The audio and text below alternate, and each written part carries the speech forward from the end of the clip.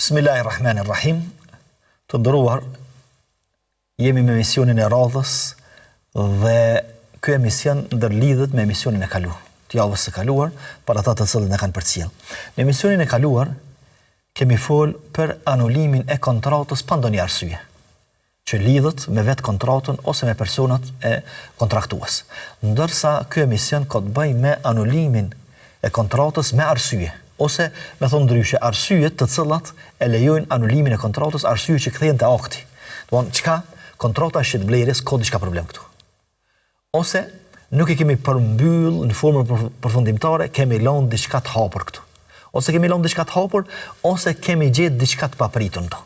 E përderisa është kështu, atëherë për mos mu dëmtu kërkush, edhe për mos me marr kërkush djersën e tjetrit edhe pasurinë e tjetrit pa hak, shariati islam ose ekonomia islame me thonë më sakt, parashe disa arsye me të cilat anulohet kontrata, e këto arsye lidhen me kontratën ose me njënën prej palëve kontraktuese. Domthonë arsye të brendshme.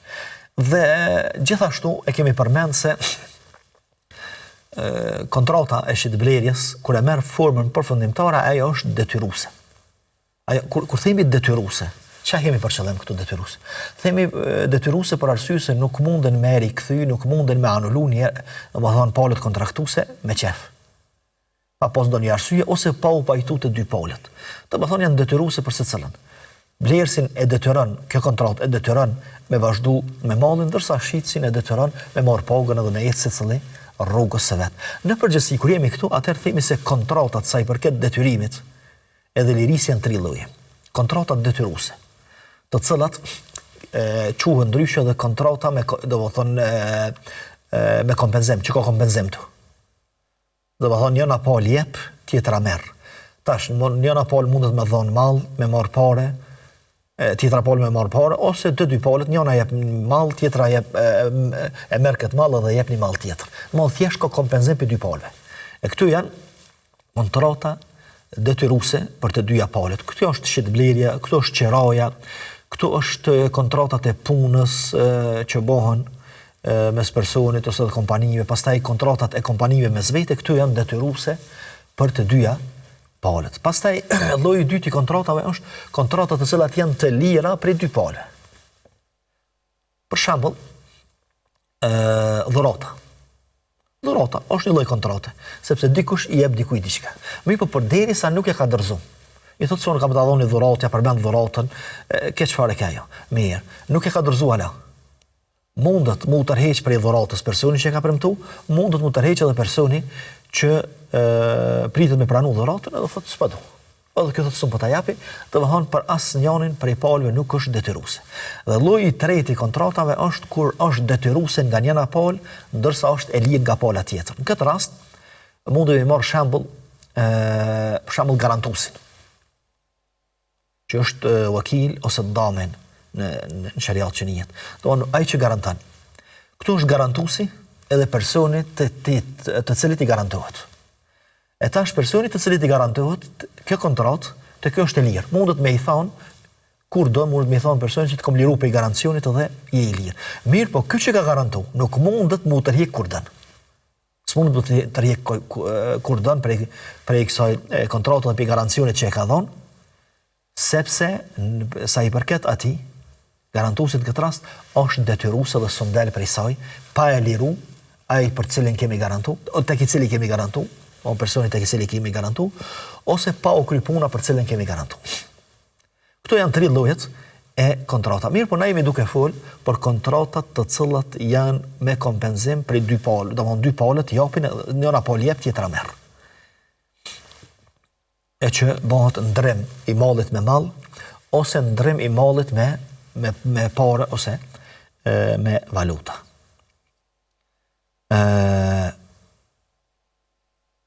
Kësaj, më thonë arsyeve për ta anulu kontratën, e arsyet të cilat lidhen me kontratën në shariatin islam i thojnë khiyar.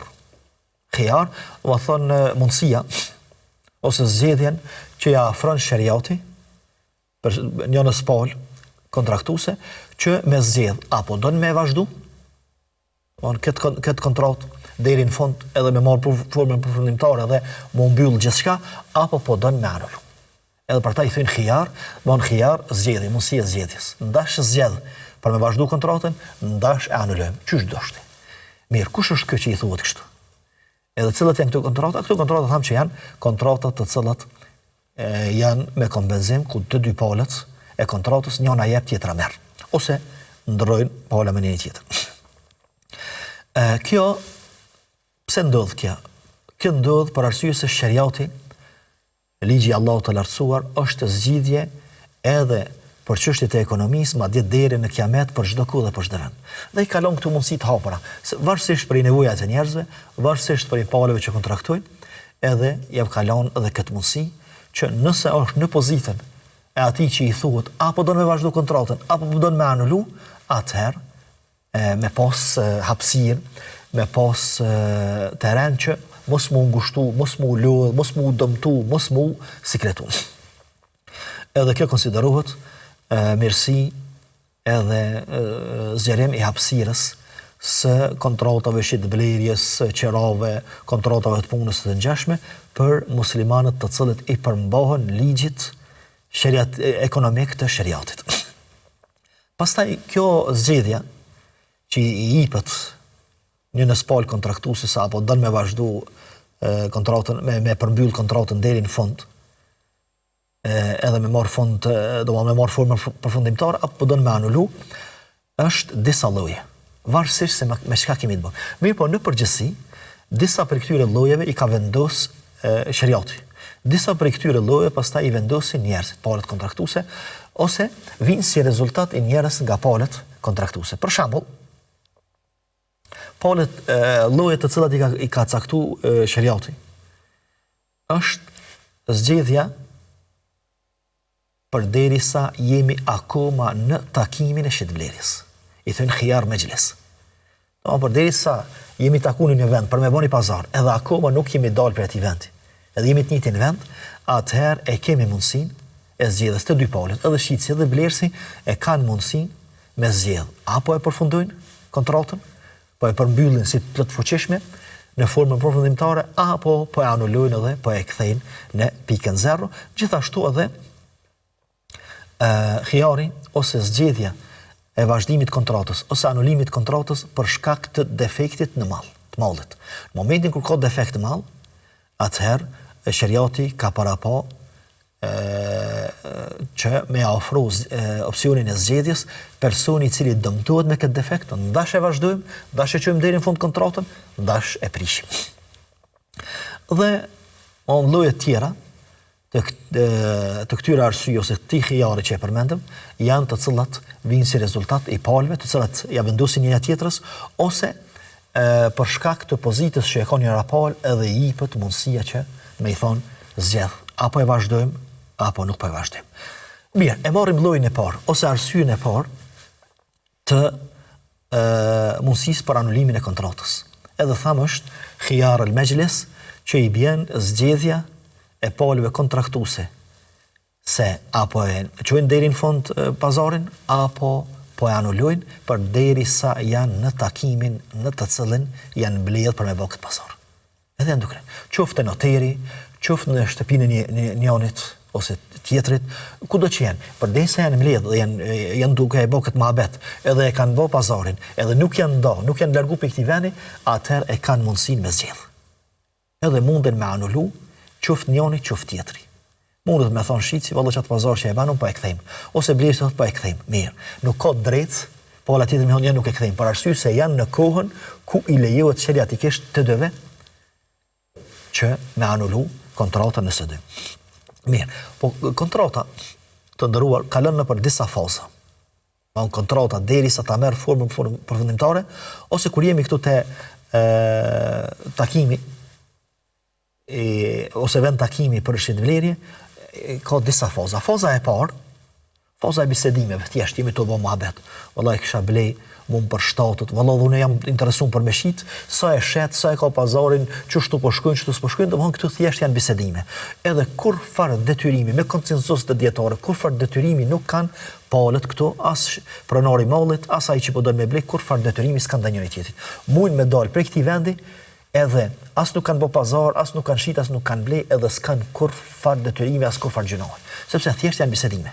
Kjo është faza e parë. Faza e dytë është kur njëna palë shprehet e vendosur për me e kry pazarin.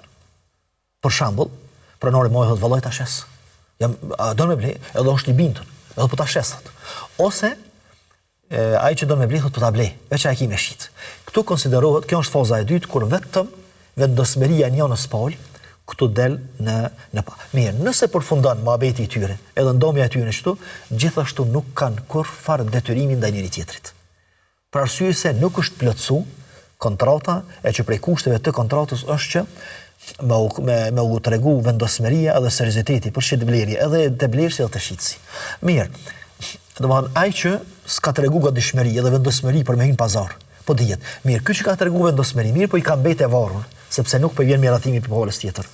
A mundet mu tërhek as mundet, sipas shumicës dietare mundet mu tërhek edhe kë, për arsye se thjesht ky ka treguar që është i gatshëm, është serioz, nëse ai thotë po, kjo është gjendje me bë pazarin, mirë po, përderisa s'ka marrë përgjigje prej palës tjetër, atëherë nëse tërheket në çet fazë, edhe nuk e bojnë pazarin, s'ka kur far detyrime, as kur far gjunohi tek Allahu i lartësuar. Mirë, faza e tretë është faza pas përfundimit të kontratës. Do të thonë, bëhet kërkesa për me blej, edhe miratimi vjen për me e shit, bëhet pazari, kryhet kontrata, edhe dalin, largohen prej këtij vendi. Shkon secili në shtëpi vet, ose dalin thjesht prej këtij. Kjo kontratë e ka marrë më formën përfundimtare dhe nuk lejohet më prish, as më u kthy mbrapsht dhe më u kthy në zero, vetëm nëse pajtohen dy palët, sikurse që kemi përmendur në emisionin e kaluar që ka të bëjë me ikalen ose anulimin e kontratës së shitblerjes me kërkesën e njëres palë dhe miratimin e palës tjetër, por ndonjë arsye të jashtme, jo për arsye të aktit të shitblerjes. Edhe faza e katërt, që është diskutabile mes dietarëve, është kur këta dy palët, blerësi e ka kry blerjen, shitsi e ka kry shitjen, edhe është bë akti, është kry akti, nuk do të thonë që është shkruar për arsye se shkrimi i aktit nuk është kusht. Shkrimi i aktit është punë e mirë, është punë e preferuar, mirë, po thjesht përderisa i ka thonë blerësi po e blej, edhe shitsi po ta shes, edhe kanë miratu njëri tjetrin, edhe janë pajtuar që kjo është shitje. Do të thonë që kjo është akti i kontratës. Mirë, po nuk janë largu prej vendit ku janë duke e bë pazarin. Unë janë tunajt bashkë, janë shku dikun bashkë, ose janë me një udhëtim bashkë, edhe rrugëtimin e kanë bashkë, ose te noteri të zomë, më thonë janë duke qëndru prap, qëtë moment, a i lejohet me shfuqizu, ose me thonë pa e këthejmë pazarin, a e kanë mundësin e zgjedhjes. Ndashin me vazhdu, me që deri në fund pazarin mirë, nëse s'dojnë me anullu. Këtu dietarët i kanë dy mendime. Mendimi i parë i dietarëve janë dy mëdhëbet e madhvjetra, mëdhëbi Hanefi dhe Maliki, thënë që jo. Do të thonë nuk e kanë më drejtën me anullu kontratën këtu sepse është bë pazari. Edhe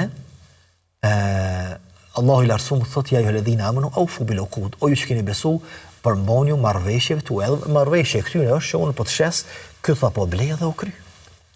Ndërsa dy mëdhëbe tjera, që janë më të reja, mëdhëbi Shafi'i dhe mëdhëbi Hanbali thonë po lejohet, për arsye se pejgamberi alayhi salatu wasalam ka thonë el bay'ani bil khiyar ma lam yatafarraqa. Do thonë dy palët kontraktuese, shitsi dhe blerësi, e kanë mundësinë me zgjedh apo e përfundojnë aktin e shitblerjes ose të kontratës, apo po anulojnë, edhe nëse e bojnë pazarin përderisa janë në vendin ku e kanë bërë pazarin.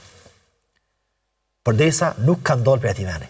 Edhe hadithi është i saktë. Është interesant që edhe mendimi i parë, edhe dietarët e mendimit të parë, dy mëdhëbet e para, edhe ata argumentojnë me titin hadith. Mirë po, argumentojnë me një formë tjetër. Thonë është për qëllim këto, përderisa janë në takimin, domethënë përderisa nuk e ndrojnë mohabetin. përderisa nuk shkëputen prej mohabetit të shitblerjes. Edhe e bojnë pazarin, e kryin pazarin, mirë.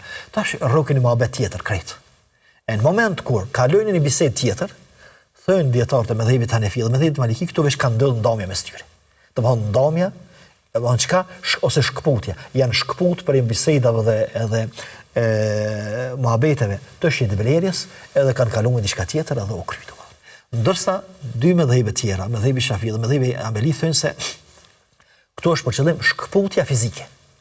Domthonë ata mund të shkëput pe bisedës me dal prej bisedës shitblerjes në bisedë tjetër. Mirë, por përdesa nuk janë shkëput fizikisht, përdesa nuk janë largu pe një tjetrit fizikisht, atëherë e kanë mundësinë me anulu kontratë. Gjithashtu e kanë edhe një argument tjetër.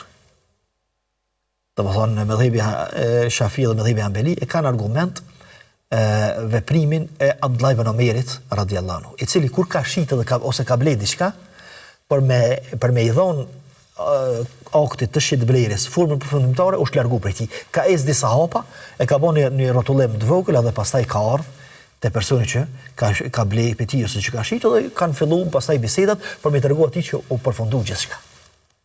Edhe kjo është më e saktë.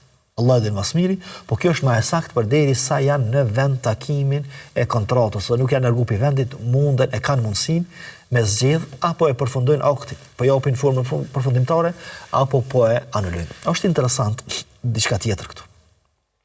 Që Imam Maliku këtë hadith e transmeton vetaj. Edhe është hadithi i saktë. Madje është hadithi shumë i shkurt. Domethënë zinxhiri i transmetimit është shumë i shkurt deri te pejgamberi alayhi salatu wassalam. Mirë po, Imam Maliku e ka kuptu ndryshe këtë hadith. Që jep me kuptu, e që këtu du me përmend diçka që është më rëndësi, ajo është se nga njëherë na doket që disa dietar ose disa mëdhëbe s'kan punu me hadith. Qysh s'kan vepruar me këtë hadith? Jo, kanë vepruar me hadith. Edhe nuk ka dietar i Islamit që e lën hadithin e nuk punon me to. Vetëm se e ka një arsye.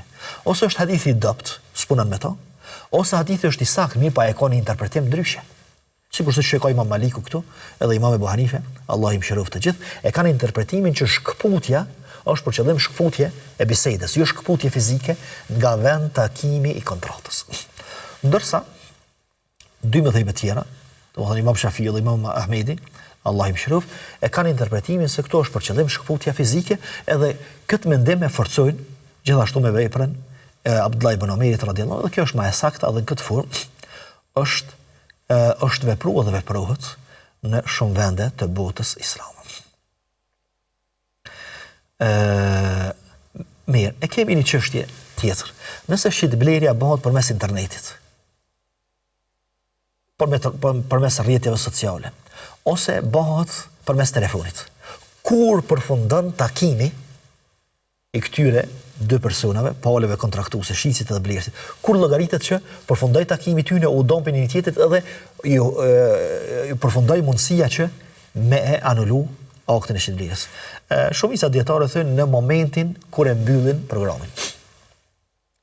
Pra nëse janë të kontaktu me një program caktuar, duke kontaktu, edhe në momentin kur e mbyllin këtë program, atëherë konsiderohet që përfundoi takimi i tyre.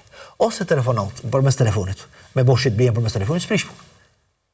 Përderisa nuk ndodh ndonjë mashtrim ose ndonjë lojë, atëherë bëhet shitblerja edhe përmes telefonit. Kur llogaritet që përfundoi takimi i tyre dhe u ndompin e tjetrit, momentin kur e mbyllin telefonin.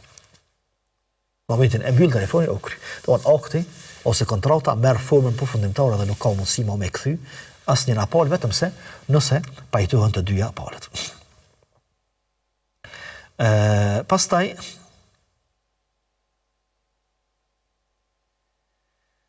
e kemi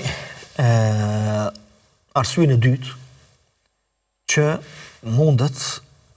ndërlidhet me kontratën edhe mundet me e shfuqizu kontratën, ose lloja i dytë i khijarit që është khijaru shart. Domthonë kur e kushtëzon në aktin e shitblerjes. Kjo është arsyeja e dytë.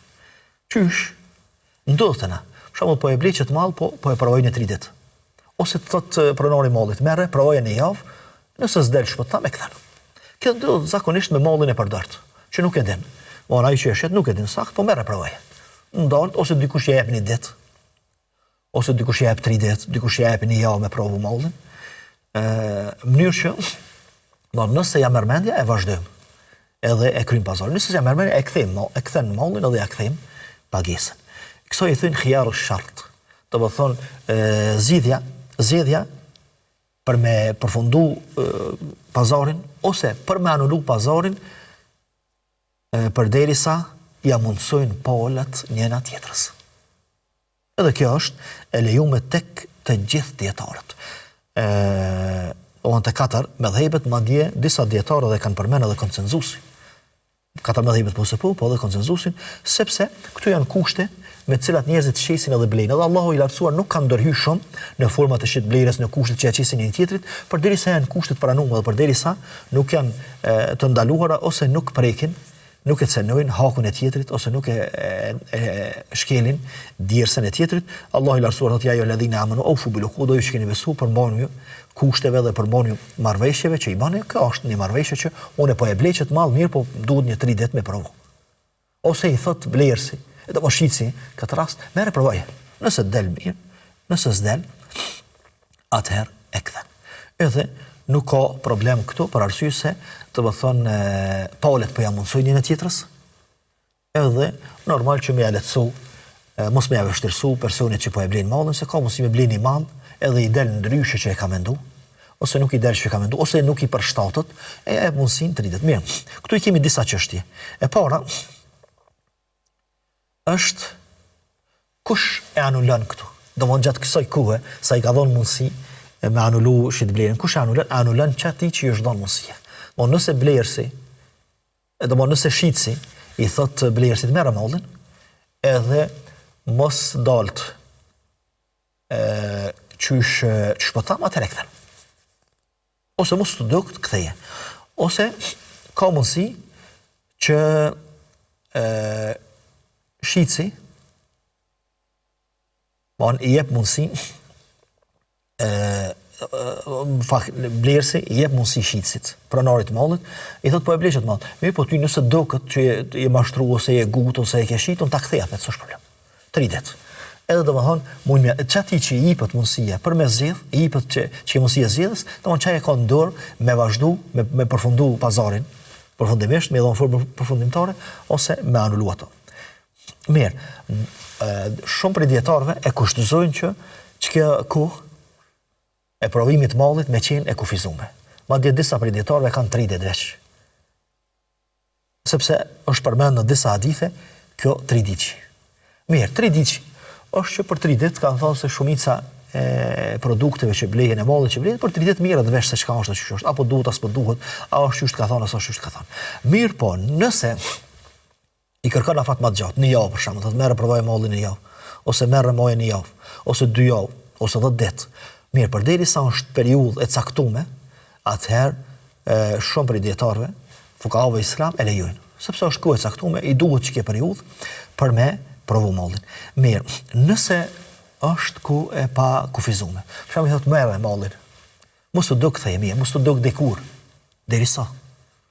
A lejohet as lejohet, shumë prej dietarëve nuk e lejojnë, ndërsa Imam Maliku e lejon, thotë edhe këtu kthehet tek zakonet e njerëzve. Domthonë secili mall për sa ditë mund të më provu sa është i mirë as është. Mirë, nëse i duhet çati malli 3 ditë, atëherë ka 3 ditë. Nëse i duhet 2 ditë, 2 ditë. Nëse i duhet në javë. Mirë, po, u thonë më vërtet i nxjerr shumë probleme. Kjo nëse e lam kohën e hapur dhe nuk i japim mundësi, nuk e kufizojmë kohën kur mundet me kthy mallin të cilin e bojnë pazar.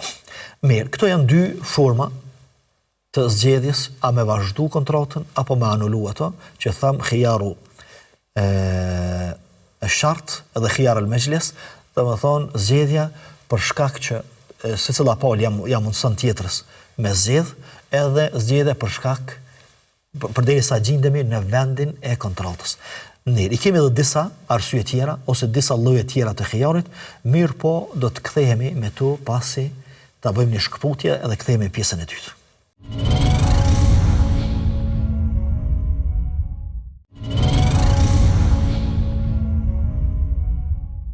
Jemi kthyer me pjesën e dytë të emisionit për të vazhduar rreth arsyeve të cilat ndërlidhen me kontratën e të cilat janë të justifikueshme për me anulu kontratën. I përmendëm 2 prej arsyeve, tash vazhdojmë me arsye tjera.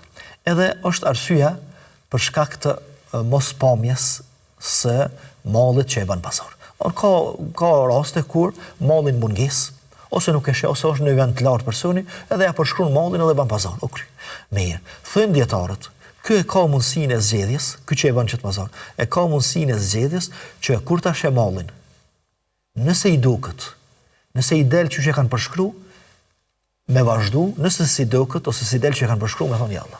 Nuk po e marr dhe po e anuloj. Domethënë kjo i thonë khiyar ar-ru'ya që i vjen se e ka mundësinë e zgjedhjes. Apo e vazhdon pazarin, po e qëndin në fund, apo po anulon në momentin kur e sheh mallin të cilin e ka ble pa e po. Edhe ja përshkruan e kam një kërë që ashtu, është i ngjashëm si që ky, ashtu, ose i thot kjerin tem që e kam one, që e përdore që so mirë, hajtë po e blej, po e bëj pasar. Edhe në bazë përshkrimit që e ka baj, edhe në bazë të fjallës që i ka thonë pronari kjerit, tashe e ka një farë para fytyrimi se që shduk. Mirë, kur tashe, nëse i del që i ka thonë, ose nëse dënë me vazhdu, pazarin e qënë fund, nëse s'dën e anullon, edhe këtë mundësi ja jep shariati gjithashtu. Mirë, arsye tjetër është zgjedhje për shkak defektit të mallit. Është khiyar el-aib. Më thonë, kjo është kogje problematike edhe kogje degzume për ata dhe djetarët kanë folë shumë për ta. Onë e blenë mallin edhe i del me defekt, i del me probleme.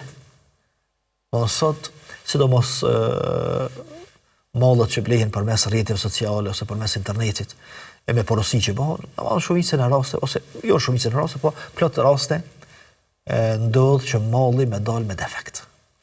Çka me bën? Fillimisht, çka i bjen? Kjo domon khiyar el-aib është zgjedhja e personit i cili ka ble mallin për mall të shëndosh edhe të mirë edhe i ka dal me defekt. E kjo e ka mundësinë me zgjedh. Apo don me vazhdu kontratën, me kry pazarin, me adhon formën përfundimtare, apo don me anulu. Mirë, nëse don me anulu, anulon. Mirë, nëse don me vazhdu, atëherë ky ka dy opsione gjithashtu. E para me vazhdu çështë që është. Mirë. Pas të ka me defekt, po kry hajtë, po e llogarisim që u kry ky pazar dhe pa e mshilim këtë punë. Mirë, kjo është mundësia e parë. Mundësia e dytë, me thon po e krym këtë pazar, mirë, po me kusht që me kompenzu defektin. Ose që ke pjesë që është me defekt, nëse malli është i përbën për disa pjesëve, që ke pjesë që është me defekt, me apruni një pjesë, do më thënë një pjesë tjetër, ose një mall tjetër në ventina, për ndryshe me ma kompenzu defektin edhe damin që është baktu. Ky lloj i khijarit, ose kjo arsye, për m'ia dhënë mundësinë atij që është dëmtu përmes kësaj forme, që me vazhdu kontratën e shqipërisë ose me anulu, është tek të gjithë dietarë po se e pranojnë, madje edhe ka edhe argumente të shumta që flet pejgamberi alayhi salatu wasallam me to, e të cilat e kanë epicentër pikërisht këtë. Domthonë kur malli është me defekt ose kur del problem në mallin e blejmë, ndërsa e ka blej për mall pa defekt. Për shembull, prej haditheve pejgamberi alayhi salatu wasallam ka ndalu me i ndërhy në shitblerje tjetrit.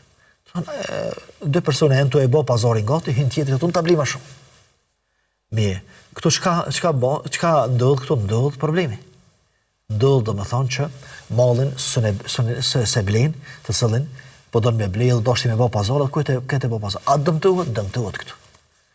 Për arsye se hynë tjetrit dhe e merë, gati thuja se prej pazarit do më pak pa e marë shitblerja formën përfundimtare. Gjithashtu pejgamberi alayhi salatu wassalam ka ndalu me i prit njerëzit që kanë pru mallin për me shit në pazar, ka ndalu me i prit jashtë pazarit. Sepse ka mundësi mu dëmtu. Ka mundësi me shit ma lirë se sa që është në pazar dhe dëmtohet këtu. Dhe i bjenë sikurse me pas defekto dhe thjesht domthon dëmtohet për kësaj forme. Ose me blet dikush jashtë pazarit edhe nuk i din çmimet e pazarit, e blen më shtrenjtë se sa që është në realitet. Gjithashtu, ka edhe konsenzus të dietarëve që malli i bler në të cilin ka defekt, atëherë ai që e ka ble, ose ati të cilit i ka ra defektin këtë rast, i ka ra hise defekti, e ka të drejtën me anullu kontratën ose me vazhdu qështë dënaj. Mirë, këtu i kemi disa kushte. Nuk ky person për me anullu, ose për mjallon mundësinë e anulimit të kontratës, i ka disa kushte. Kushti i parë është me ditë se që kjo defekt, ose që kjo problemi i mallit, ku ka ndodhë. Nëse ka ndodhë, masi është blej, masi është bo pazore, atëherë për në qka pa e këthen. Të mund teke dëmtu. Për shumë ka blej diçka që thehen. Edhe tash, tu e shkarku mallin, depot vetë, është thuj. Edhe i thotë, ma ke thonë të thuj mallin, jo, të e ke thuj vetë. Mirë, dhe më duhet me ditë se ku shka këtu dami, edhe ku shka këtu defekti. Nëse ka qenë të shitësi, atëherë ja jep mundësin për me e anullu kontratën. Nëse ka ndodhë të blerësi, dhe masi ka dalë nga prona edhe zotërimi i pronarit mallit, atëherë nuk i jepet mundësia për arsye se kjo e ka shkaktu damin. Mirë, kusht tjetër është që personi cili po e blen mallin me ditë që, me ditë që është e blej pa defekt. Por ndryshe, nëse të ditë që është e blej me defekt edhe hesht, atëherë i bjen sikurse është dakord që është e blej mallin me defekt. Për shembull, e shet që është i thynj pak, është i krest, ose kjerin që do me blej, e shet që është i grithun pak, e din që ka pas aksident, edhe masi ta blen kjerin, thotë, s'm ke tregu ti që kjeri pas ka pas aksident, po te ke ditë. Kur e kemi bazarin e ke ditë. E kështu që kusht tjetër gjithashtu është që ai që po e blen mallin, e që i del me defekt, me qenë se nuk e ka ditë që ka defekt. Pastaj ky defekti me qenë që lun rol. Sepse me qenë ai defekti vogël. Që s'lun shumë rol. Për shembull blen gota me vejk të zam, edhe thotë e pas kanë vejgën pak më nalt, nuk e pas kanë pak më poshtë, ose u dosh me pas nga una e djathtë, e pas kanë nga e majtësh. Këtu në shumicën e rasteve nuk është ndonjë dallim që ka në farë efekti, qoftë në treg, qoftë në pazar që mundet më u dëmtu. Këto janë pra kushtet të cilat i kanë përmend dietarët. Pastaj, kur konsiderohet që personi i cili i ka rohise defekti edhe dëmtimi i mallit, kur konsiderohet që nuk mundet me kthy, ose nuk mundet me anullu kontratën, i kanë përmend dietarët disa raste. E para, kur ai pajtohet. Domthonë e sheh mallin me defekt, edhe nuk e kthen, fillon me shit ashtu, fillon me punu me ta. Edhe masi ta heq për shembull, e shet krejt, i thotë valla më ke pas shit me defekt. Mirë, ç'ta shtrona në vend ty. Don ti e pajtu. Përderisa ke fillu me punu me ta, përderisa e ke shite, e ke qitë në treg, domthonë ti je pajtu me ta. Kjo është rasti i parë. Rasti i dytë është nëse ky ndryshim ose ky defekt ndodh te blersi. Atëherë ku na do më kthyti? Damin e ke bë veti.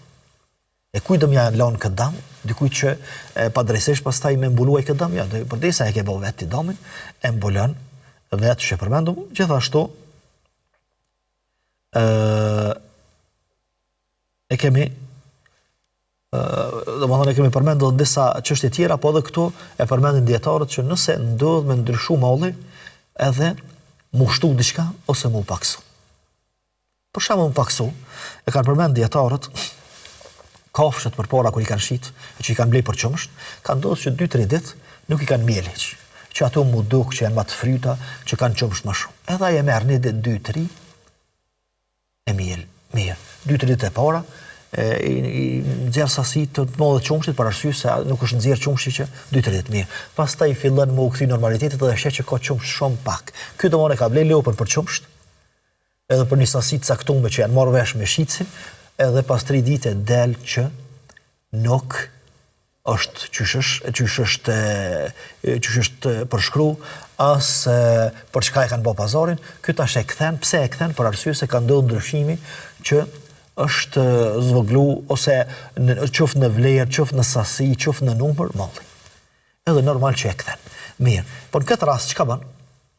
Këtë rast e kthen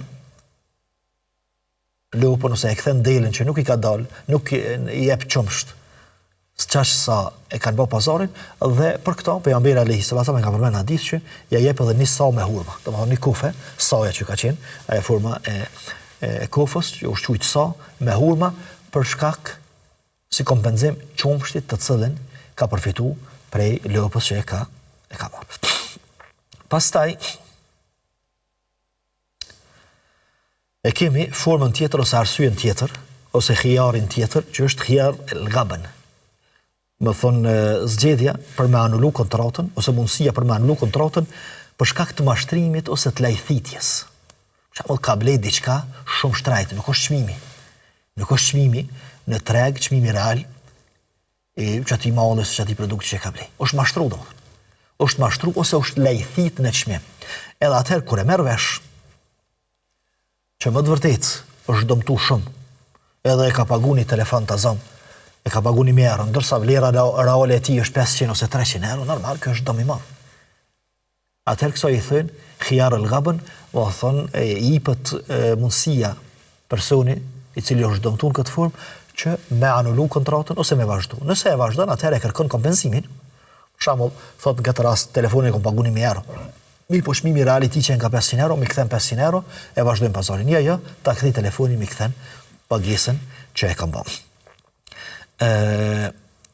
Këtë formë të khijarit, ose këtë arsye për me anulu kontratën, ose për me dhonë zgjedhje për me anulu kontratën,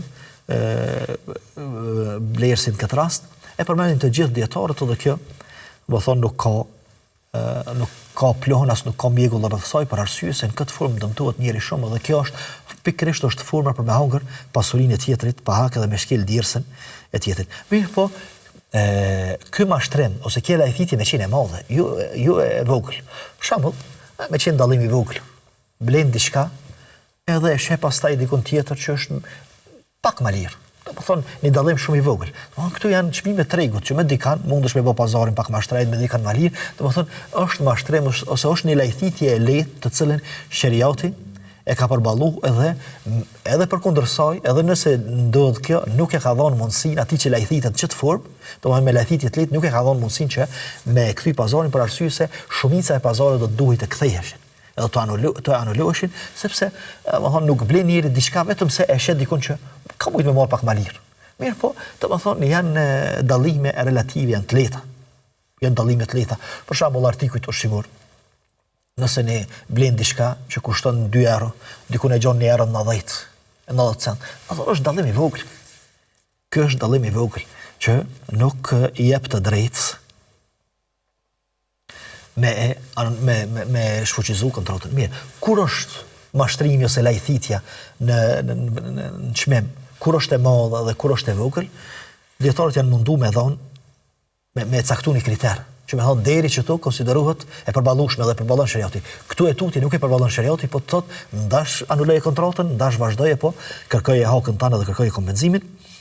Kanë përmendur shumica dietarë kanë thonë që kthehet te zakonet e njerëzve. Nëse njerëzit ose në gjatë vend ku është bë pazari, e llogarisin që është mashtrim i madh, atëherë është mashtrim i madh. Nëse konsiderohet që është mashtrim i lehtë ose lajthitje e lehtë, atëherë konsiderohet e lehtë dhe disa prej dietarëve, sikurse është Abu Hanife, Allah i mëshiroft, madhhabi Hanefi, e kanë precizuar këto me një tretën.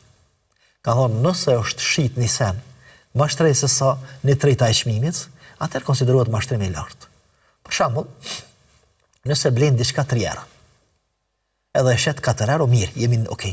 Mirë, nëse e shet më tepër se 4 euro, i bjen me fitu më tepër se një tretën, edhe ky fitim kaq i madh konsiderohet mashtrim. Domthonë ky është kriter të cilën e kanë vendosur dietarët e mëdhëbit Hanefi dhe normal që është, domethënë, është çështje për diskutim sepse nuk ka argument për to, sikurse është çështje për diskutim edhe mendimi i shumicës dietarëve që e lënë gjykatës këtë rast se çka është mashtrim i madh dhe çka është mashtrim i lehtë, e lënë për gjykatës traditën edhe zakonin e njerëzve.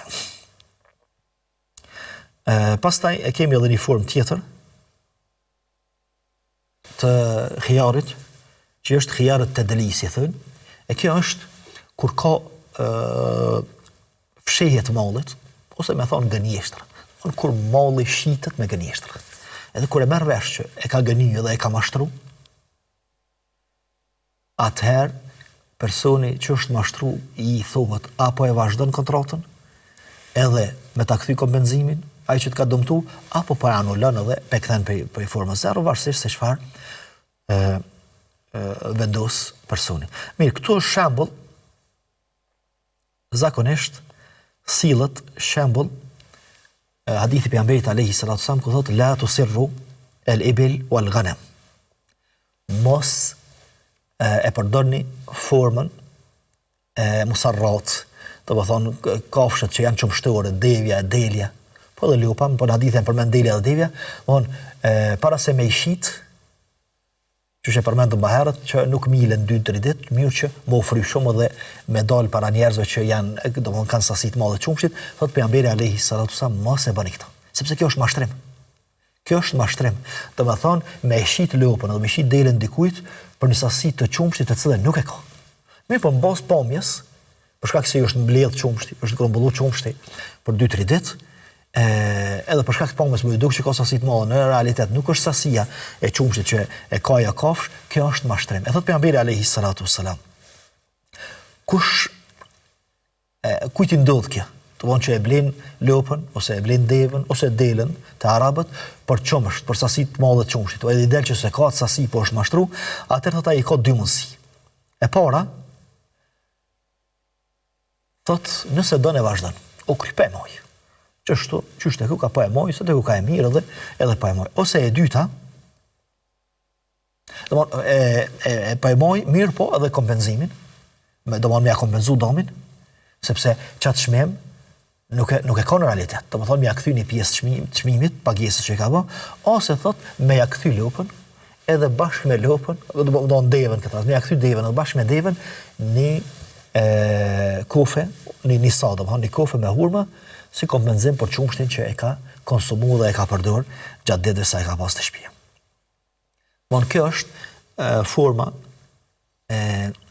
khiyar e tedlis, do të thonë kur shiten, gjanat shiten të zbukuruar që nuk janë në realitet, ose fshihen, ose kamuflohen, mirë që me dalë në treg ma shtrejt. Prej formave që ndodhë sot, për shembull kur shesin pemëll dhe perime.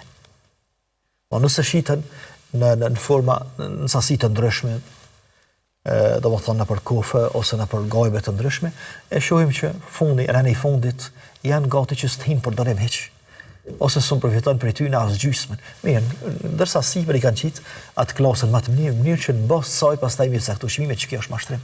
Pejgamberi alayhi salatu wasallam në një rast, një person që përshiste hurma e fut dorën në kofën e hurmës, në sahun e hurmës. Edhe kur nxjerr prej mrena hurma të thata që janë dëmtu, qaq shumë sa që madhe nuk konsumon ato. Thotë çka ka ndodhur me këto? Thotë kanë pas një smundje dhe i ka prish. Thotë mirë, pse s'pjau tregon njerëzve? Pse s'jau tregon njerëzve që kjo është realiteti i tyre? Ndash bleni, ndash mos e bleni. Thotë ndërsa për miti, domethënë sipër, ke vendos hurma të mira që njerëzit me e blej komplet atë sasi të hurmave në bazë të asaj që po e shohin lart. Kjo është mashtrim. Edhe thotë me ngashën e falejse minna. Kush na mashtron s'osh prej neve? Ose dikush e shet kerrin, ndërsa ka lujt te kilometrazha për shembull. Domthon kilometrat të kaluar i ka kthy. Kjo është mashtrim. Ose domthon kerri ka aksident, nuk e tregon. Ose është i përdort, nuk e tregon, ose telefoni, ose diçka, domthon e shet për të rinë, ndërsa në fakt ai është i përdort. Ç'kjo është mashtrimi, ç'kjo është tedlisi. Në momentin kur dëshmohet se është mashtruar në shitblerje, domthon personi që ka blej kështu, atëherë ose e vazhdon, domthon e çon deri në fund pazarin, mirë po e kërkon dëm shpërblimin ose e anulon komplet, ja kthen mallin edhe e kthen pagesën që ka bë. Këto pra ishin format ose arsyet të cilat me të cilat lejohet me anulu kontratën, ose s'paku i japin mundësi personit i cili gjendet në këtë gjendje, i japin mundësi ndasht me anulu kontratën, ndasht me vazhdu në mënyrë që mos më u dëmtu edhe më urujt drejta edhe më urujt pasuria e secilit individ që është qëllimi i shariatit që me urujt edhe pasurinë e njerëzve, me urujt djersën e secilit, edhe mos me i dhon mundësi mashtruesve ose mos me i dhon mundësi dikujt i cili don më u pasuru, don me shit mirë pa drejt, mos me dhon mundësinë që tregon se sa i urtë është ky shariat, sa të urta janë këto rregulla dhe sa të rëndësishme dhe sa etike dhe që janë të vlefshme dhe valide deri në ditën e gjykimit për gjithë njerëzit dhe për gjithë akurat, sepse ato i ka zbrit Allahu i lartësuar dhe nuk ka mundësi mu rahatu, mu stabilizu tregjet edhe tregtarët në shitblerje, në kontratat të ndryshme, në qira dhënie, qira marrje, kontratat punës, asnjëherë nuk ka mundësi mu stabilizu tregu edhe mu qetësu pos nëse i përmbahemi këtyre rregullave që janë rregulla hyjnore për Allahu të lartësuar.